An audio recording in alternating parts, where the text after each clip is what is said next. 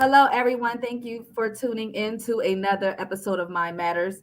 Today, I have Mr. Raydon Raymond Coleman from Staten Island, CEO of Let's Disrupt Digital. What up? What up? What's up, Kate? What's good? What's good? What's Yes, going sir. on? What's up? Peace to the audience. Peace to the viewers. Peace to the viewers. Yes, we thank you for being here, because you are the goat. You are very you wear a lot of hats. I'll say that. You are very involved and you started your career in the music industry. I believe it was what, 1994 you got introduced to the whole music realm and Yeah. of that nature. Yeah. Okay. Yes, ma'am. You worked with a lot of big household names. You worked with Maya, you worked with Fat Joe, Mary J. Blige, 50 Cent, Tupac, Big Pun, a whole bunch of people. Too many people to name, but you're very well rounded. And now you've entered a different realm. You are the CEO of Let's Disrupt Digital. You want to talk about that really quickly to kind of let viewers know what that is? Let's Disrupt Digital is a multimedia company, and it's wrapped in sustainability. It has a sustainability arm, I would say, wrapped around it. So it's not just multimedia like you would see likened to a Tyler Perry production or a Tyler Perry entity. Mhm. It's not just that. It is that, but then it has a sustainability humanitarian arm to it. That's the best way to describe what Let's Disrupt Digital is Mhm. and what we represent. So we represent everything that a multimedia company is, Okay. but we also are very active in sustainability, impact, humanitarianism. I love it. I love it because I'm a true humanitarian at heart, and off the scenes, like I see a lot of the things that you do within the community, in the country, outside the country. You are really super dope in real life. So, Oh, thank you. you're welcome. You're welcome. I'm very glad to have you. You're like my brother, so I know some things. I know some things about you. And I kind of want to just go ahead and just get started. We done did the formality. Now we about to just jump right in. You ready? Yeah, I'm ready. Let's go. All right. So I know that you have your own, how can I put it? Your own view of mental health because you have experiences with mental health. So I am going to turn it over to you and let you begin telling us about your journey with mental health, how it started, the middle, how it ended, things of that nature. Right. Yeah. I think my journey started in my household as a teenager. Unfortunately, dealing with the conditions of my parents with their marriage, and just being a child, being privy to what they were dealing with, and it was pretty intense, very extreme, and I did a lot of concealing to, I guess, to harness to hide rather some of the realities of, like, what my dad was doing and how my mother would feel. That was my first experience at 16. Okay. And in doing so, I didn't realize the landmine that I stepped on as a child, and the pressure that I put on myself Hmm. in concealing, my dad's lifestyle, some of the things he was doing outside of the marriage. And it caused me to want to kill myself. Mm. That was my first face with mental health and trauma. I put my dad's gun in my mouth and contemplated to shoot. Jeez. A still Jeez. voice told me not to pull the trigger. I mean, I wouldn't have survived if I did. Mm. And then at 16, I said, you know what? I got to deal with this. I got to figure out how to deal with it. I didn't know how to deal with it. I just know I couldn't kill myself. Right. That wasn't the option. So, would you agree that depending on a child's environment, that it is a key ingredient into who they are, who they become, or how they view society as a whole?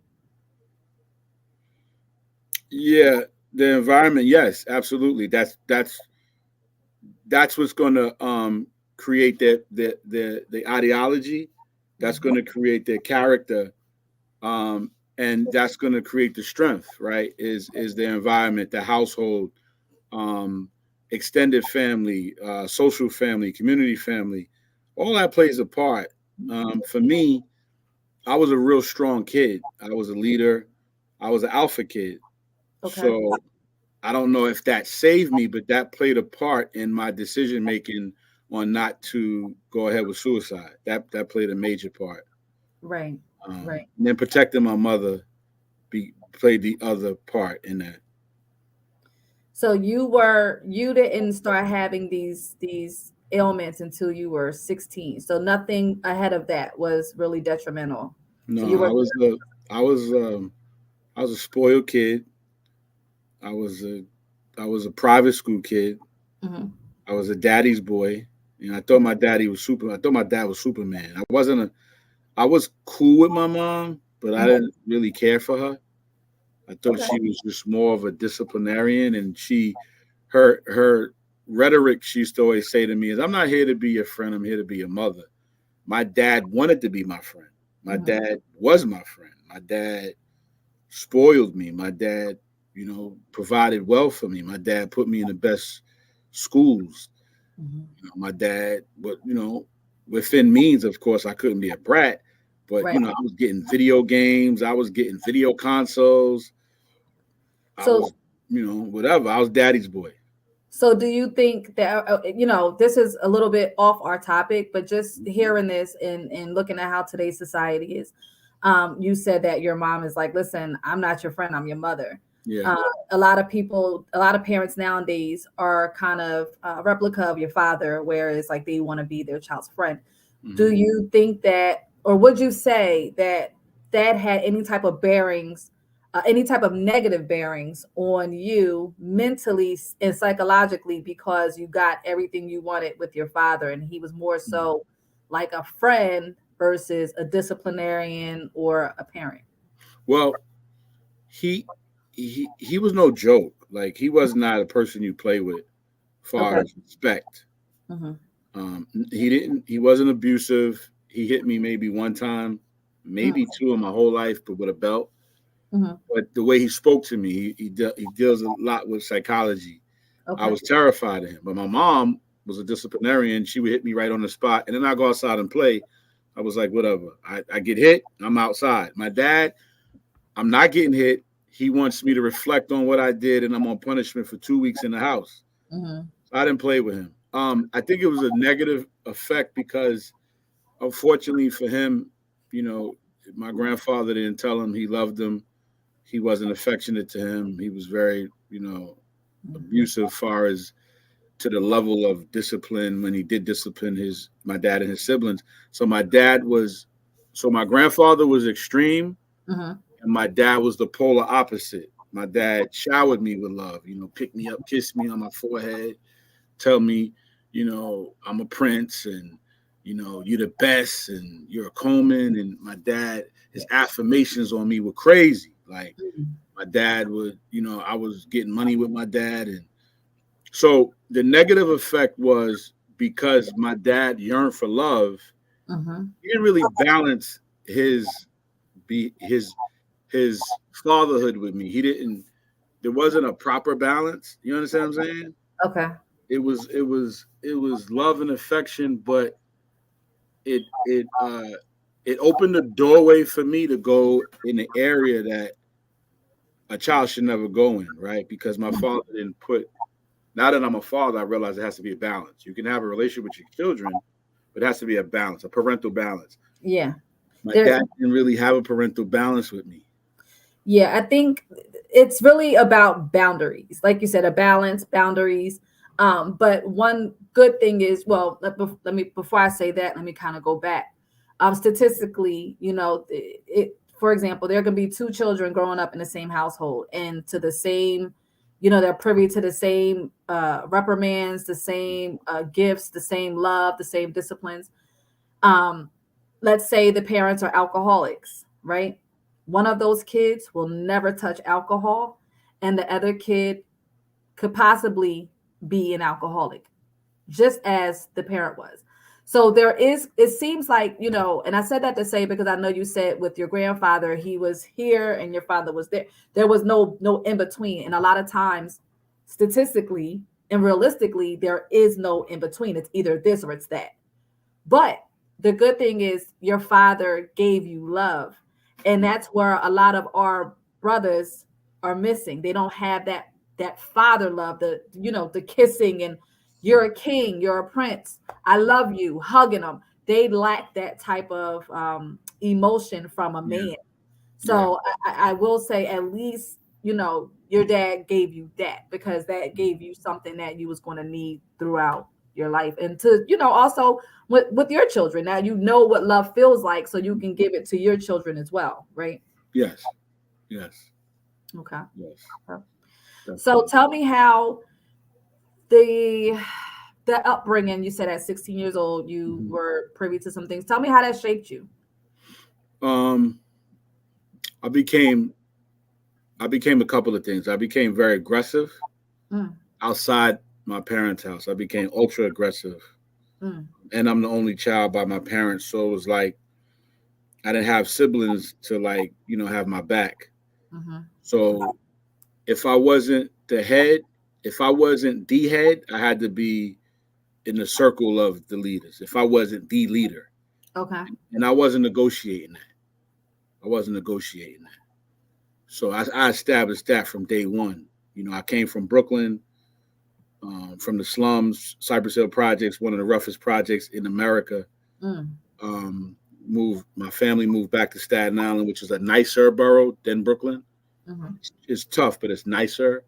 Okay. And my uncles and cousins told me, you go back to Staten Island, we're not going to be there. We're not going to, we're not going to be able to protect you. You got to hold it down. So I came back to Staten Island with a chip on my shoulder. I was Mm, in Catholic school. I did well in Catholic school, but I was competitive on the court as a b-ball player. And then just in my neighborhood, I just was one of the leaders in my peer group. Um, and it just made me aggressive, but I was very humble in front of my parents. mm-hmm. I didn't I didn't mouth off to my parents like that. But outside of my parents, I was something else. And do Um, you think that's a direct reflect of your household, or is it yeah, a function with yeah, the neighborhood and the environment in which you grew yeah, up? definitely. Because my mother, like I said, she's a disciplinarian. Mm-hmm. My dad was more liberal, Mm-hmm. and I kind of did what I wanted under his roof. But my mother, she she challenged that. Mm-hmm. But my dad, he let me rock. So I had girlfriends. I had a girlfriend that was acting like she was my wife. Come over. I'm out chilling. Doing. No curfew, none of that. I had a curfew, but I don't really remember it. Oh my You God. know what I'm saying? Like I was at 16. I was moving like an adult. Mm. Me and my lady. Like I had paper. You know what I'm saying? Um, I was spoiled by my dad, my aunt.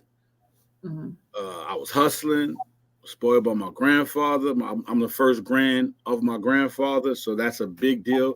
My Mm-hmm. grandfather's Caribbean. That's a major deal in the Caribbean family. He's Bayesian. Okay. The first grand is like big in any Caribbean family. I'm the first grand nephew, grandchild. So like I was a big deal on Mm-hmm. both sides of my family. So I didn't really want for nothing. Okay. And then like, I did me. Like, I did me at 16. Mm. Unfortunately, I was hustling, and I was hustling not because I was broke or whatever, because we wasn't poor, Right. not at all. My dad was law enforcement, and then eventually my dad left law enforcement. He became a forensic defense attorney. Mm. He had side businesses, so I ain't never seen a dry day in life with What do that. you think it was? Huh? What do you think it was? Like, why would you go to that lifestyle I, if you didn't I, need I to? was raised, my family. Now we're gonna talk outside of my dad. I was raised by a lot of males in my family. Okay. Not just my dad. I was raised by my uncles, my cousins, Mm-hmm. very, very aggressive people, ultra aggressive people. Mm. And my mom, she always my mom treated me like, little Ray Ray. I was little, smaller than everybody. And she treated me like little Ray Ray, and my family didn't. And we had a culture of fighting, a culture of aggression within the apartment in Brooklyn. We had a big culture on that. My uncle was really like a Suge Knight kind of figure. And we had like gladiator school. Like I would get tormented in the morning if I didn't brush my teeth fast enough. And these are things that my cousins did, and you can't run and tell your mother. Yeah. So I adapted to that. And then, so that was in Brooklyn. We all lived with each other in an apartment. And then my dad's twin brother, he was a high-ranking officer in the U.S. Army. He was a captain, my dad's twin, and he had karate schools in New Jersey. So I would always come between Brooklyn and Fort Dix, Fort Monmouth, and then Fort Dix. I would always be in karate school since I was like 7, and I was like studying Korean martial arts, like heavily, like really serious. Mm-hmm. I was studying, real like violent stuff. But my uncle really taught us how to be disciplined, how to manage our mannerisms, our temperament. But we were being trained how to kill people in 3 seconds. So that all of that was a combination into developing my character as Ray Coleman in my neighborhood. Okay. And then, get a little older, you start, my first girlfriend, and it's like, the girl thing, it's like, then that became a whole nother, Yeah, a whole nother situation. Oh my God. Jeez. You was getting buck wild, bro? You was getting buck wild? Listen, how do I word this without making it? In Staten Island, it's like a legendary tale. Yes, Okay. the legend of Ray Coleman. Okay. My mother used to pray heavily for me. And that's what saved you. And I'm sure I know you've been in a lot of different things, especially in look at the smile. You reminiscing, and it goes to show that you were up to no good. Okay, your mom's prayers saved your behind. Okay, man. When I was a freshman in high school, right? Again, I went to private school from 2nd grade to 8th grade. I played sports. I wasn't into the girly girls like that. I was with that b-ball. I get into a big high school that is a reputable high school in New York City, Curtis High. Shout out to Curtis High. And everybody knows who I am because I was in the papers from 7th grade to 8th grade. I was in the Staten Island Advance all the time. Ray Coleman, and all the girls in my high school. Oh, Ray Coleman is coming to play for the school. Ray Coleman and Lawrence Watson, the dynamic duo. This is my taller friend. I throw alley hoops. We doing this in 7th grade, 8th grade. We're on championships. We doing. I was a little cuter back then. You know what I'm saying? So they like, oh, Ray Coleman is coming. I wasn't used to that. And then the seniors in my high school, they banging on the door. Oh, my mother could come on here right now. Miss Lillian Forrest, she come on here right now and tell you. She was like, I don't understand what's going on. I put you in public high school. You like a celebrity. This is too much. The seniors was coming to my mama house like, Mrs. Coleman, can I date your son? My mother be like, no, you're a senior. Like, he a freshman. I went through all of that. And then sophomore year, I met this old pretty young a Spanish girl, and and rest was history. Oh my God, we were like Jay-Z and Beyonce before Jay-Z and Beyonce. At 17, because she had the cars, I had the money, she had the cars. She had a Dodge Raider truck and a Grand Am, convertible Grand Am. She was spoiled. Family, her mother was like a Fed, dad was in the military. And I used to take her and her little girlfriends out on the weekend and treat everybody to dinner. And we was doing adult stuff, trips. We take little vacations. You needed to sit down. That's what you needed to do. No, I'm just saying, like, so my parents was right there. You needed Not to, like I was thinking. yeah, you needed to take a seat. So So, so, so do you think that all of that, all right, so that, I know, especially as a young male, right, young teenage boy, the attention is feeding your ego, right? You're like sucking it up. Do you think that you used that as an escape, in a sense, to escape the things that you were feeling emotionally and psychologically? Do you think yeah, that was yeah, okay? because I started hustling, and the hustling, um, I'm gonna, I'm gonna, I'm gonna say that the hustling, me wanting to hustle, and I didn't have to under no circumstance, that helped me deal with my pain. Okay. Dealing with my parents' issues. That helped me deal with my pain and Okay.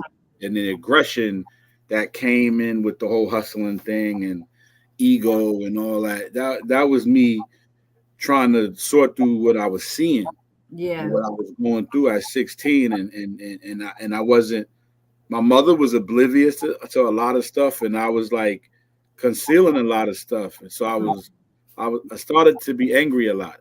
Notice, and then my girlfriend, she was really my comforter because she lived on Governor's Island in New York, and there was a whole nother world over there. And I used to spend a lot of time with her because I was, trying to deal with what I was trying to deal with emotionally, trying to figure out how I'm gonna deal with this.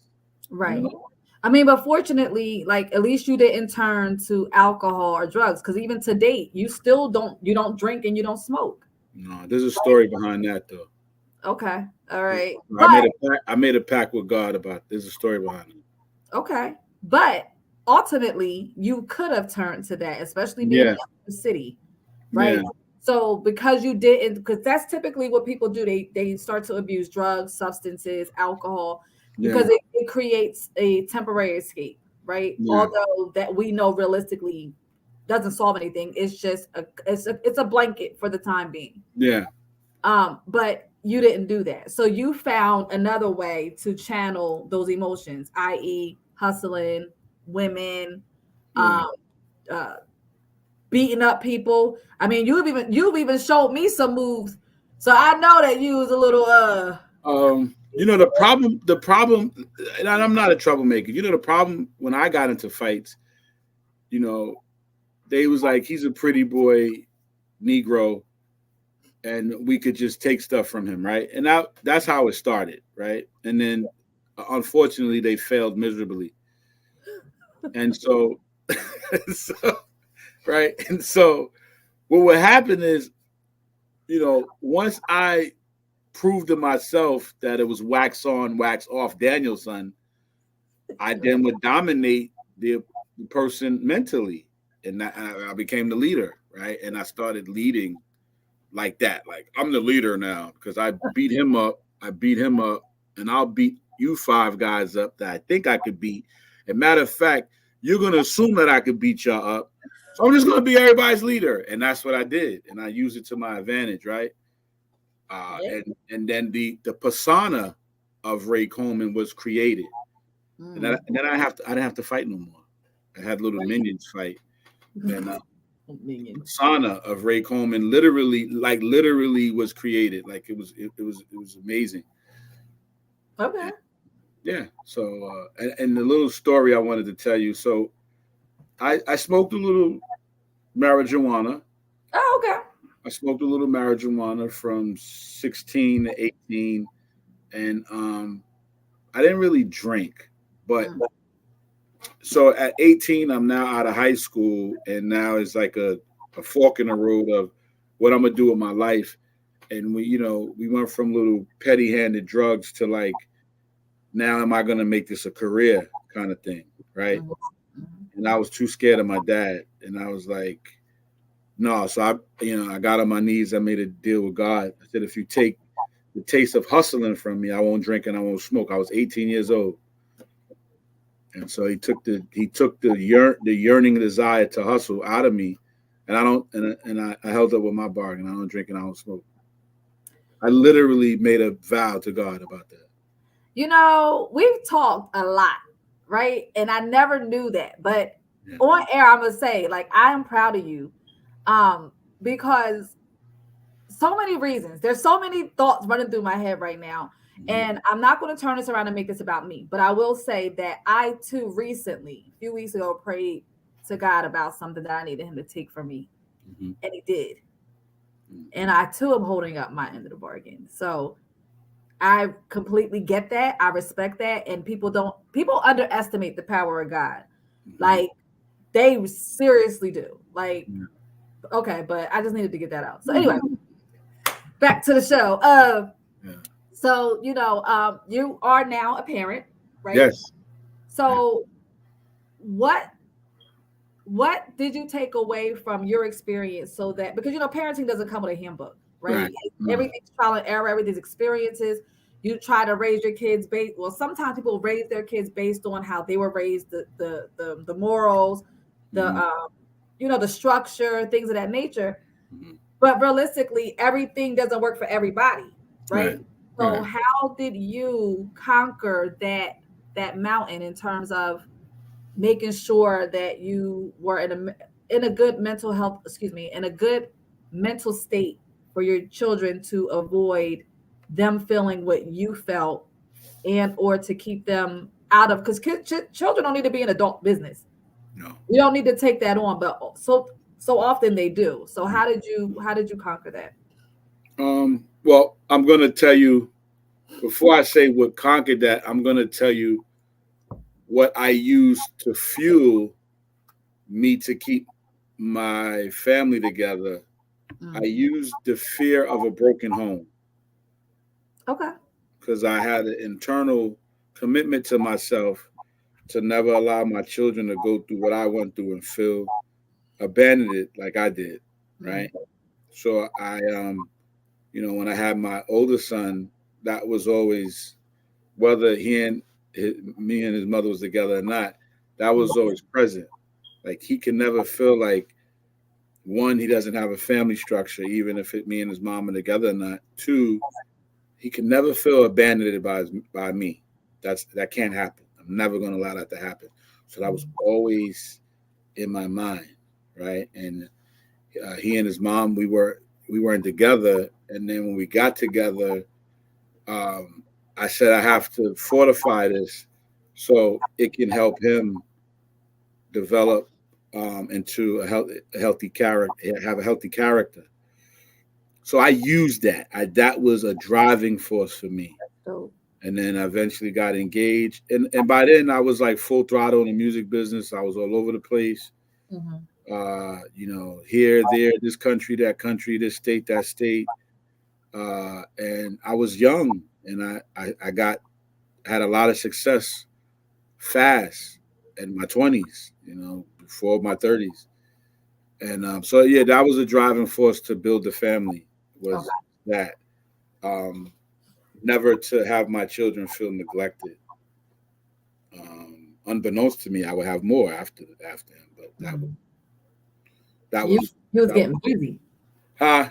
What'd you say? Did you say? I said you was getting busy. Well, not right away. Not right away, because my oldest son is 27, and then my youngest son, Tyler, came 8 years later. He's 19 now. So there was a gap. Okay.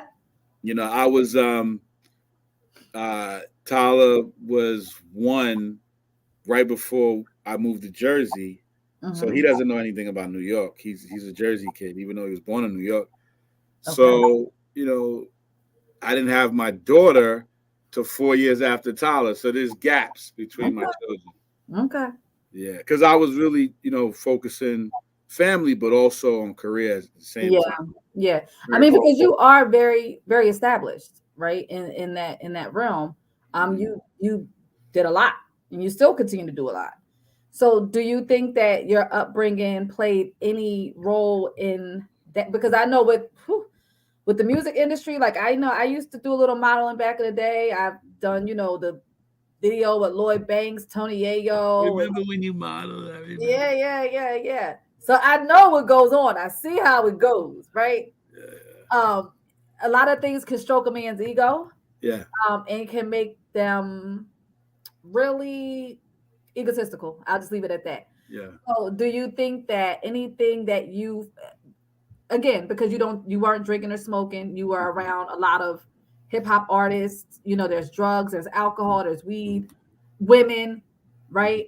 So if people aren't careful, they'll adopt that and make that theirs. Mm-hmm. So do you think that you used any of that to kind of filter out, because clearly if you didn't get help, Mm-hmm. therapy, counseling, something of the sort, you were still carrying that Yeah. deficiency that you felt. Yeah. So when you entered into the music realm, do you think, well, excuse me, the music world, do you think that you used any of that environment to suppress your emotions or feelings that you still were holding on to? No, I didn't suppress anything. I became something else. Okay. So I went from Ray Coleman, local Staten Island boy, to Raydon, the manager, the producer, the executive, and I was very egotistical. Really? So yeah, I didn't suppress anything. Um, I took on a persona um, where I had to be responsible for myself before a lot of people. Mm, I had to be responsible over a lot of money at a very, very young age, 21. I had yeah. to be responsible over a lot of money, a lot of careers were literally in my hand. Hmm. So I didn't, confidence wasn't enough. I had Right. to be absolute, which Right. is, which is 100% with not even 1% within it is absolution. Because Hmm. you could be 99% confident and then have 1% doubt. Absolution is no doubt. And because I was so young, I didn't know how to harness that emotion properly, right? So Okay. here comes arrogance. Mm, Here comes arrogance. And then when you're young and you're calling shots at a young age, and, I don't say this because I don't do interviews a lot, but at 21, 22, I was offered my own label with Atlantic. mm, Label, you know what I'm saying? Full label with Fat Joe, you know what I'm saying? So, mm, I was doing Big Pun, Capital Punishment. I mm. was I was there. I was in the room. I was making it happen. I wasn't the fly on the wall. I wasn't the assistant. I wasn't the intern. I Right. was the mover and shaker. That's too much to comprehend when Mm, you're that young and you don't have a mentor and you don't have an elder guiding you through that and guiding you through finances, and you around all these big money bosses and players and gangsters and all this money around. It's a lot. it's a lot to take in. It is. It's a Yeah. lot of pressure, and and I wasn't doing homeboy deals. I was doing contract deals. Like I said, my dad is a retired forensic defense attorney. My dad was my first entertainment lawyer, so he didn't play with my paperwork. I mean, he's not a. My dad is not a play kind of dude anyway. Hmm. So like, he's an educated man. So he was like, look, if you're not gonna go to college, then I need to know you're serious about making this your career. I will be over your first initial contracts. And he was. That's dope. Uh, and he seen it was real, and he seen it was real for me fast. We're talking about 96, 97. And again, like the ego was on steroids. It was on steroids. And that's so I understand what goes on with a lot of our people, black and brown, who are athletes, who are entertainers, who are making a lot of money. I wasn't a millionaire, but I was seeing money that the average kid, 21, will never see in their life, Right. ever. Even Right. if they're selling dope, I was Right. seeing that legally. Yeah. And I understand the mindset that is created in those kind of environments. And if it's not proper guidance, a child can go off kilted fast. It's funny you say that because, considering what's going on in the media now with Diddy, right? So if somebody comes, I mean, because Diddy's been in the game since the 90s himself, when he was with Big, the whole Tupac beef, Suge Knight, all that whole. Before that, he was in the game. You're talking Right, about Uptown MCA. He was right. in the game. But so he's been in it for a while, Yeah, right? So yeah. let's just say same thing with R. Kelly.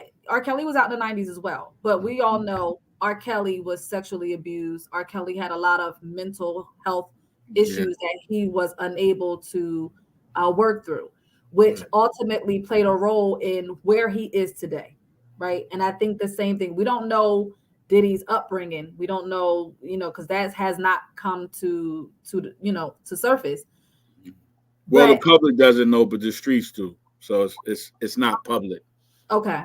It's Okay. not I'm public. sure at some point it's going to come out with Yeah, everything yeah, coming down. You got the bodyguards talking. You got yeah. That's a fact. That's a fact. everybody. Like Yeah, that's a my fact. team's been sending me so much stuff about, and Oh, it's too look at much. my face. Yeah, it's too much. And I don't typically keep up with celebrities because Yeah. I don't care enough. But Right. the funny thing is, not to segue, but we knew about what's going on now. Mm. The foundation of that, we knew about that since '96. So why do you think now it's just becoming such a big thing? Is it because of social media? Is it because of camera phone? No, no, power. You can But suppress things when you have power. okay, but at what point? All right, if you got power, he has a lot of power. I mean, Yeah. maybe he started to dwindle down now. I know he's losing deals. People are, whatever. But at what point does a person begin to lose power? If they're powerful, how do they get to this point where now everybody's against them? Well, it's the same. The answer I give to you for Puff, we'll give it to Bill Cosby, right?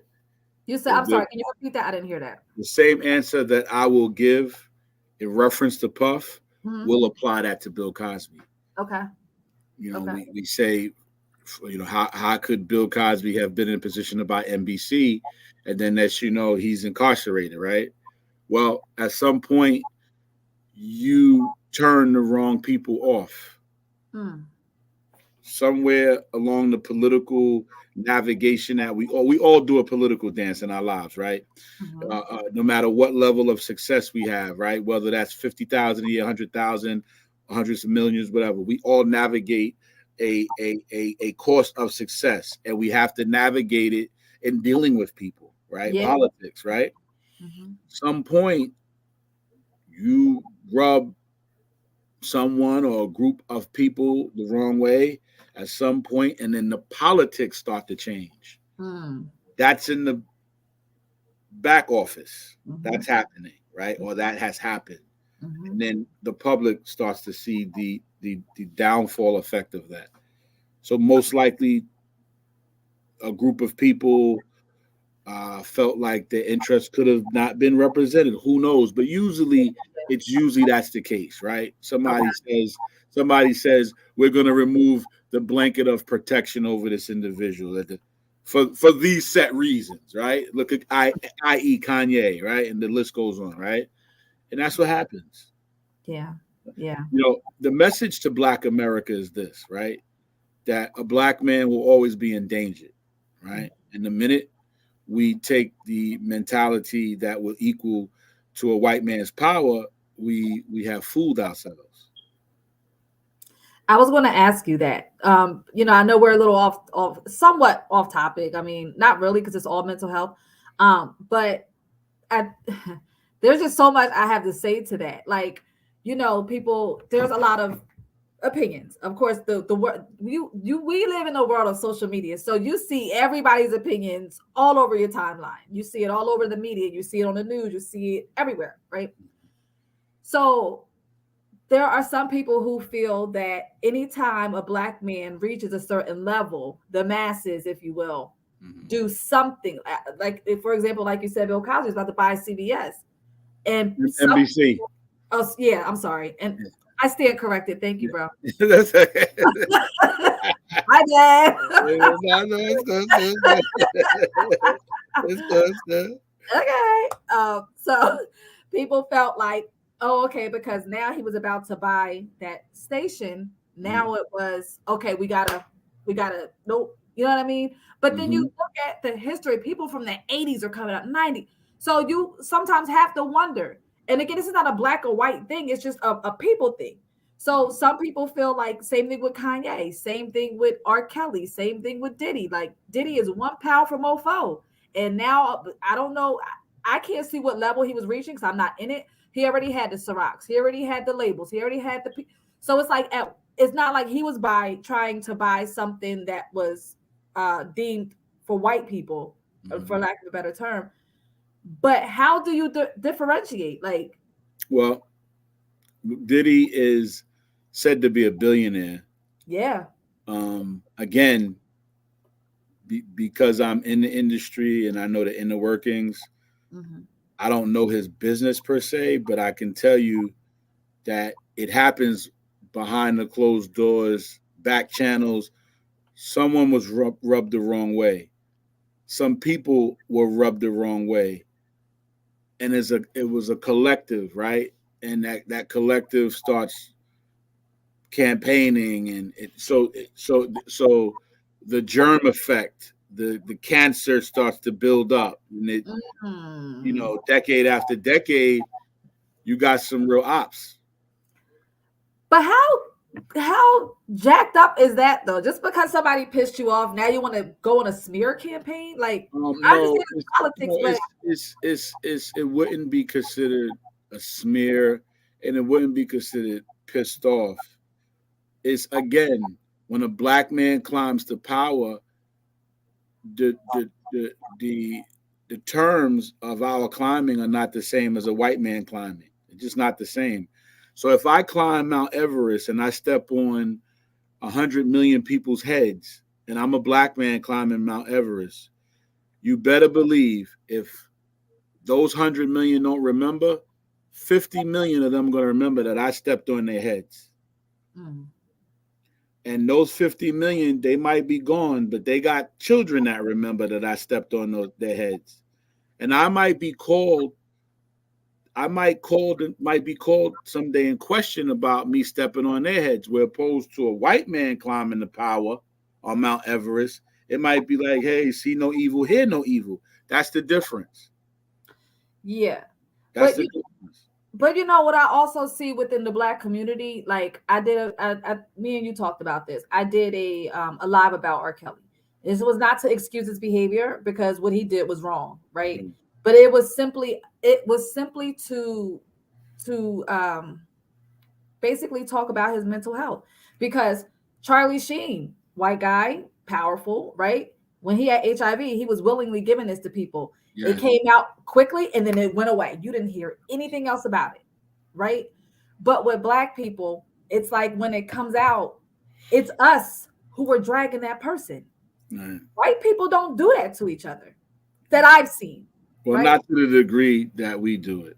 Not to the degree. And this is not to excuse their behavior, because again, when you're defecating on people, when you're drugging people and you're beating up people, yeah, there are ramifications of your actions. However, how do people sit around and watch that and allow this and enable it? And then when you're rubbed the wrong way, now it's like, oh, here go all your dirty laundry. Let me go ahead and air it out. Like, and then black people take it and they run with it.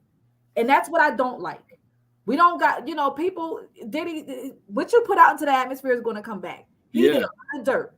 So he don't need us to exacerbate what he's already enduring. But you have to ask yourself the question about Diddy and R. Kelly. Are they still entertaining us?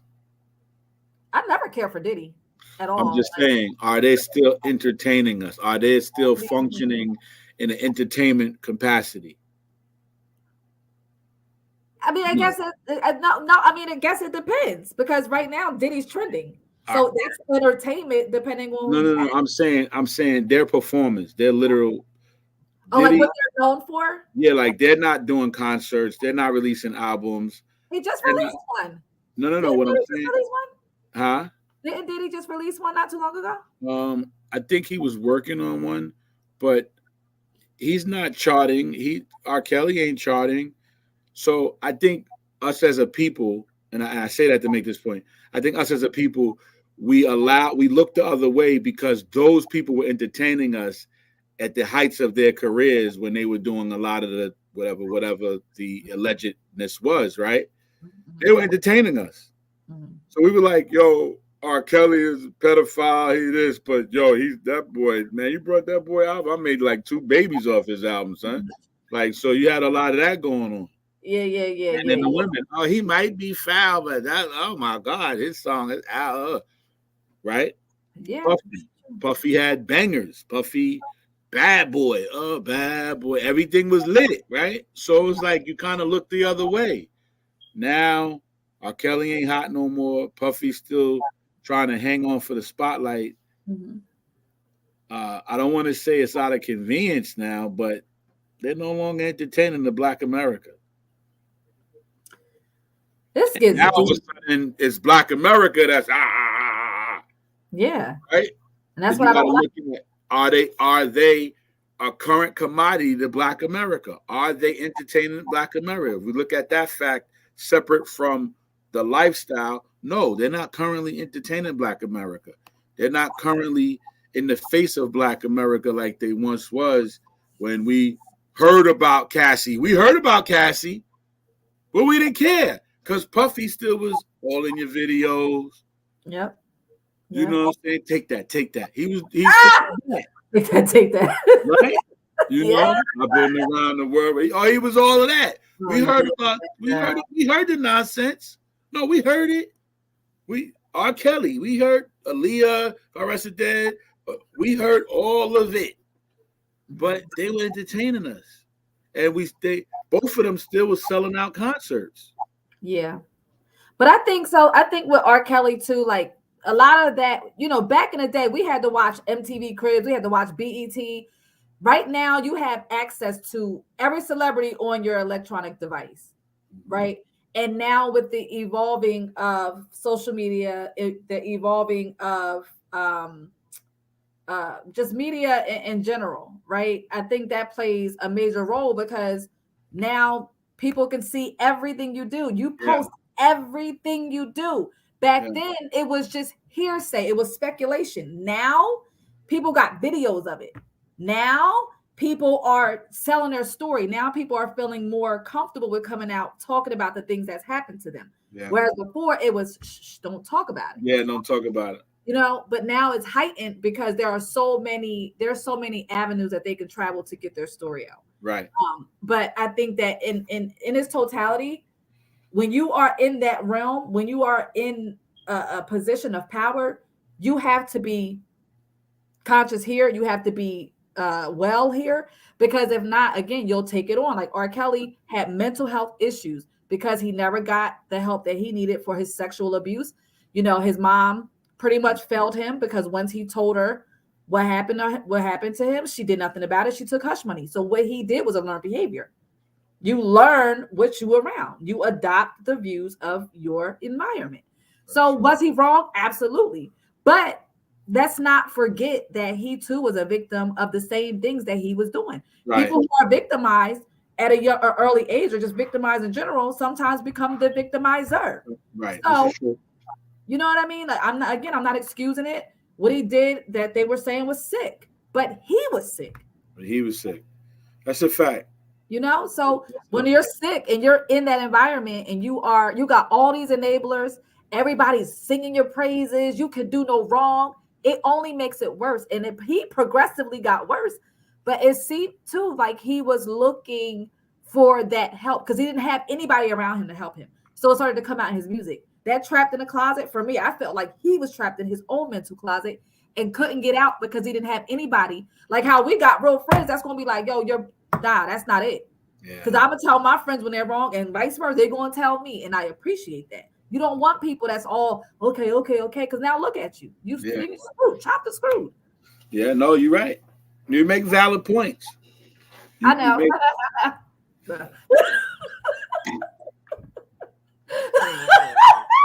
Listen, I had to throw that in there, bro. I had to throw that in there. All right, back to seriousness. Sorry. All right, so we are running out of time. However, I would like for you to tell the audience how you used your situation growing up to better the world and the world around you. Yes. So Um, 2016, I put my best foot forward to become a life coach, um, and to position myself to do so in some very traumatizing situations with friends, family, and I just started developing techniques um, in complementary with prayer and stuff like that, and they were very effective. And for the course of that, people around me started changing their lives, and they, humbling. They gave me a For the lot of better. for the better, yeah, for the Okay. better. Okay. And so that was a path I wanted to stay on, and I actually stayed on that path, and it started in 2016. Fast forward to now, so in Let's Disrupt Digital, you know, our whole mentality is advocacy. Excuse me. Oh my God, tongue twister moment. So, so, so so so we do that, and we signed an artist by the name of AY Young. Why He y'all? is the youth ambassador of the United States through the United Nations. So his job is to have a macro view of impact over the youth of America. Now Yes. that's Yes. very hard to do, That's but huge. we try to do it That's month good. in, month out. And now we're creating a mental health division Mm. within the actual macro view that we have for AY Young. His platform is domestic and global, but we're Mm. creating for 24. We're creating a mental health division where we're dealing with the youth of America, right? No respect of color, creed, the youth of America, and dealing with their mental state, with drug use, Mm. domestic violence, and Mm. we want to really tackle that. Um, and we do have the attention and attention and support of the UN. That Mm. is big for 24 for us Yeah. as an organization. Um, and and and and within that, I have partnered with Big Cubone, um, Snoop Dogg, celebrity chef. Mm-hmm. He's also an honorable Crip, big homie. He is instrumental in helping to forge peace between the Bloods and Crips in Mm-hmm. LA during the Rodney King riots. He also spoke at the Million Man March. He was a key speaker on the podium about peace. He's been very influential with inner city programs in South Central and in Compton. Some of his programs right now are being implemented in Compton, also dealing with sports and scholarship. He is a member of the King Foundation, Martin Luther King's foundation, and we're developing a program. It's called Cooking for Peace, where we're using his culinary abilities, and we're creating a forum show, like a 60 minutes, where he's cooking and he's interacting with his guests, and it would be some real hardcore topics that we address. We're going to be addressing gang violence. We're going to be addressing black on black crime, black on brown crime, brown on brown crime, social economics in the black and brown community, social justice, prison reform. We're going to be tackling some real things. But the thing about the show is we're doing it in a fashion where we're eating, right? So we're using the food as a comfort. I love it. You know what I'm saying? It's called Cooking for Peace. I love it. I love And the thing about it is, before we end off each episode, we're going to have a forward solution. We're just not going to leave a conversation idle. Right. We're going to have a forward solution. Okay, so what is the solution to said problem? X, Y, Z. And then Go. outside of the show, we're going to be implementing that solution in the community, within government. That's going to be the second tier of Cooking for Peace with Cubone. So these are all the things that we have in work right now for 24. And these are things that dear to my heart. I love it. I love it. I love every part of it. All I know is I am involved. I don't care what you say. I am involved. Okay? Just so you know. But one thing I do want to say before we go, like, this is not to challenge what you just said, but one thing that makes me cringe is when I hear black on black crime. There's no such thing. There's no such thing. It's called demographic killing, right? Because you don't hear Chinese on Chinese violence. You don't hear white on white. People kill what they're around, right? And this is not to make it, this is not justifying it, but that whole black on black crime was a part of the narrative that media pushes. Black on black crime. No, black people kill black people, white people kill white people, Chinese kill Chinese, Hispanic kill Hispanic. And if you're in a certain area, if you are in the inner city and you are in poverty and you're in the projects, what population is in the projects? Black people. You kill what you're around, right? So I just needed to correct you on that real quick. So we'll So talk what about would you prefer that is said? crime within, in a crime within the city. You want to say, should we say inner city crime? Yeah, that's even better. Okay. But black on black crime, nah, that doesn't exist. Okay. That's just that fits a narrative that society has perpetuated to make it seem like black people are just so demonized, So anytime I hear people say that, I always be like, hold on, time out. Okay. Got something to say, but it's your program. You say what you want, but I am involved and I'm going to have a say. And that's just that. You like it? Yes. Do you hear her, everybody? Do you hear Kay? Okay. Back to the regularly scheduled program. Okay. All right. I'm sorry. But I will say your idea is amazing. And it is really going to reach a lot of the youth because, the youth is our future. Yes. And it's the truth. Like we can try to school, adults, and we still want to educate people our age and up. But the youth ultimately is what's going to create the environment or the atmosphere, the culture going forward. So you have to start trying to reach these kids. And if you have somebody such as yourself, and you said Big Q, right? Big Q bone. Big Q bone. Big Q bone. Bone. Okay. I stand corrected. My bad. Big Q and then like a dog bone. Big Q bone. Yeah. But you have reputable people who these children who otherwise don't have anyone else to look up to. But if you have a added compartment, whereas you guys are reputable, it's really going to penetrate. And then you have your artist AY, who is nationwide. Like I just love everything you're doing, and I promise you it will be beneficial, even if you reach one person, right? Because if you reach one person, ultimately it's a domino effect because that one person takes it back to their environment, and their children are recipients of it, their spouses are recipients of it, their friends are, and eventually it begins to, everybody gets infected by the change. So I want to thank you for coming on. You are my brother. You are awesome. Thank you for having me. Of course. Yay! The pose you said you was going through before we came on. Huh? Do the pose you said you was going to do before we came on.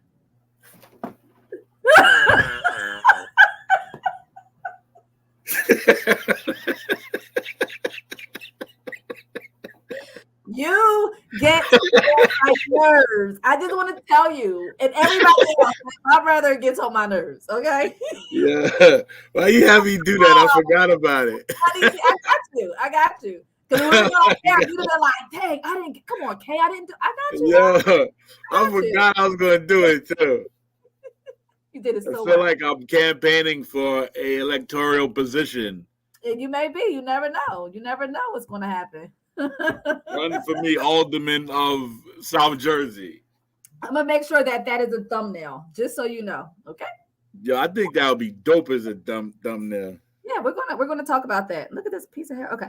So again, I thank you for coming on and sharing your wisdom, giving us insight, telling us your backstory. And I am looking forward to 2024 with you and shaping the youth and helping people being in our humanitarian spirit. Yes. I want to thank all of my guests for tuning in again. I appreciate the support. You guys are the reason why I am slowly but surely elevating. I love you guys. I thank you. Thank you, Raydon, even though he don't let me call him that. I'm going to call him Ray right now, a.k.a. Fletch. Bye.